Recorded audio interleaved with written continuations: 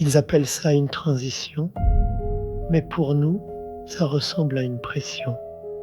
On augmente le carburant, on empile les taxes et derrière, une seule direction.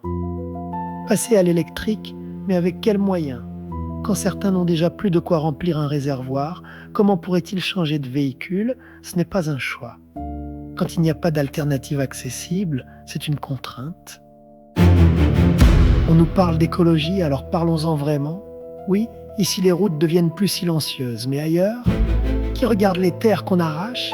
Qui regarde les ressources qu'on épuise? Qui regarde ceux qui travaillent dans l'ombre pour que nous puissions consommer? On ne peut pas appeler ça propre si la pollution est simplement déplacée.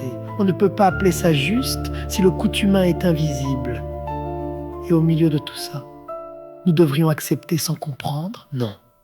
Nous demandons des réponses, nous demandons de la transparence sur les taxes, sur les décisions, sur les impacts réels.